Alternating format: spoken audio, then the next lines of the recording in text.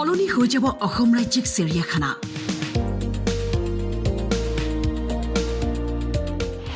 নতুন চিৰিয়াখানাৰ মানচিত্ৰ সাজু। মুখ্যমন্ত্ৰীয়ে কৰিলে ঘোষণা।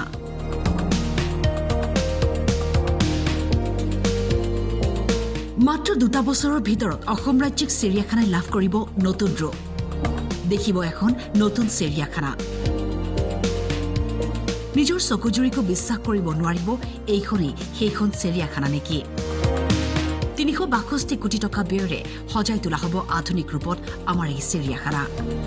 অসম ৰাজ্যিক চিৰিয়াখানাৰ অন্যতম ৰূপ দিয়া হ'ব, নতুন ৰূপত চিৰিয়াখানাক সজাই তোলা হ'ব। কি ঘোষণা কৰিছিল তাৰ ভিতৰত দেখুৱাইছোঁ। এয়া চিৰিয়াখানাৰ নতুন মানচিত্ৰ, নতুন ৰূপত সজাই তোলা হ'ব চিৰিয়াখানাৰ উদ্ভিদ উদ্যান আৰু চিৰিয়াখানাৰ সমগ্ৰ পৰিৱেশ এয়া এই মানচিত্ৰৰ আৰ্হিত নিৰ্মাণ কৰা হ'ব নতুনকৈ। আৰু অসমবাসীক প্ৰায় 362 কোটি টকা ব্যয় সাপেক্ষে এই উপহাৰ মুখ্যমন্ত্ৰীয়ে বছৰটোৰ প্ৰথমটো দিনতে দিছে। আৰু আমি এখনকৈ মানচিত্ৰসমূহ দেখুৱাবলৈ চেষ্টা কৰিম। এয়া মূল মানচিত্ৰ। টাইমেটৰ কেমেৰা দেখুৱাইছোঁ, কেমেৰা সহযোগী যিটো আছে যিটোৱে দেখুৱাইছে। এয়া মূল মানচিত্ৰ আৰু মূল মানচিত্ৰ মূল গেট এয়া জাপৰিগকৰ যি ৰাস্তা, এই যি হাইৱে, এয়া জু ৰোডৰ যি হাইৱে, এই হাইৱেৰে এই মূল গেট, এই মূল গেটেৰে গৈ এয়া সমগ্ৰ এই মানচিত্ৰখনৰ আৰ্হিত নিৰ্মাণ কৰা হ'ব। 362 কোটি টকা ব্যয় সাপেক্ষে এই যি নৰূপত সজাই তোলা হোৱাৰ যি প্ৰয়াস, এয়া চেষ্টা ইতিমধ্যে আৰম্ভ হৈছে। আৰু এয়া Assam state zoo botanical garden আৰু যি অসম ৰাজ্যিক চিৰিয়াখানা আৰু উদ্ভিদ উদ্যানখন নতুন ৰূপত এইদৰে আপোনালোকে দেখিবলৈ পাব। নতুন চিৰিয়াখানা সন্দৰ্ভত মুখ্যমন্ত্ৰীয়ে কি ক'লে শুনক। আজি আমি 362 কোটি টকাৰে সমগ্ৰ চিৰিয়াখানাখনক কায়কল্প বা ইয়াৰ গোটেই যিটো পৰিৱৰ্তন, তাৰ বাবে আমি আজি কামৰ আৰম্ভ কৰিলোঁ। চিৰিয়াখানাৰ গছ বা ইয়াৰ ৱাটাৰ যিবিলাক বডিজ আছে সেইবিলাকক বিনষ্ট নকৰাকৈ আৰু বন্য জীৱ জন্তুক এটা সুন্দৰ পৰিৱেশ দিবলৈ এটা প্ৰকল্প আমি প্ৰস্তুত কৰিছিলোঁ। ৰাষ্ট্ৰীয় চিৰিয়াখানা প্ৰাধিকৰণেও এই প্ৰকল্পটোত অনুমোদন জনাইছে আৰু আজিৰ পৰা এই প্ৰকল্পটোৰ কাম আৰম্ভ হ'ব। এই প্ৰকল্পটো ৰূপায়ণৰ বাবে প্ৰধানমন্ত্ৰী ডাঙৰীয়ায়ো 100 কোটি টকা আগবঢ়াইছে। বাকী 262 কোটি টকা ৰাজ্য চৰকাৰে ইয়াত ব্যয় কৰিব।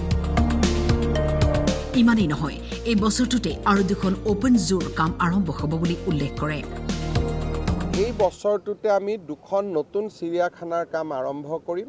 এখন ডিব্ৰুগড়ত হ'ব, আনখন শিলচৰত হ'ব। কিন্তু এই 2খন চিৰিয়াখানা অপেন জু হ'ব, অৰ্থাৎ বন্য জীৱ জন্তুবিলাকে নিজৰ মতে ঘূৰি ফুৰিব আৰু তেওঁলোকক চাবৰ কাৰণে ট্ৰেকেদি আমি গাড়ী দি যাব লাগিব। যেনেকৈ আপোনালোকৰ কোনোবাই যদি ছিংগাপুৰলৈকে গৈছে দেখা পাব যে আমি ট্ৰেইনৰ ওপৰেদি যাওঁ আৰু বন্য জীৱ জন্তুবিলাকে নিজৰ মতে তেওঁলোকে বিচৰণ কৰি থাকে। ঠিক তাৰ আৰ্হিত আমি প্ৰায় 252 কোটি টকা ব্যয়েৰে ডিব্ৰুগড়ত আৰু সমান পৰিমাণৰ ব্যয়েৰে শিলচৰত আৰু 2খন চিৰিয়াখানাৰ কাম এই বছৰতে আমি আৰম্ভ কৰিম। গছ-গছনি বিনষ্ট নকৰাকৈ আৰু বন্যজন্তুক এটা পৰিৱেশ দিবলৈ এই কাম কৰা হৈছে বুলি উল্লেখ কৰে।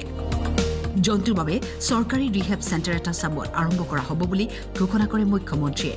ইয়াৰ উপৰিও চাবুৱাত আমি ৰিহেব চেণ্টাৰ এটা নিৰ্মাণ কৰিব খুজিছোঁ। আজিলৈকে আমাৰ বন্যপ্ৰাণী আঘাতগ্ৰস্ত হ'লে কাজিৰঙাত এটা NGO ৰিহেব চেণ্টাৰত আছে, আমি তালৈকে লৈ গৈছিলোঁ, কিন্তু চৰকাৰী ৰিহেব চেণ্টাৰ নাছিলে। আমি চৰকাৰী ৰিহেব চেণ্টাৰ এটাও আমি চাবুৱাত স্থাপন কৰিম। ইয়াৰ উপৰিও গুৱাহাটীৰ চিৰিয়াখানাত আমি এখন আটকধুনীয়া ভেটেনেৰী হস্পিটেলো বনাম, যাতে ইয়াৰ বন্য জীৱ জন্তুৱে বেমাৰ আজাৰত চিকিৎসালয়খনৰ পৰা সম্পূৰ্ণ চিকিৎসা পাব পাৰে।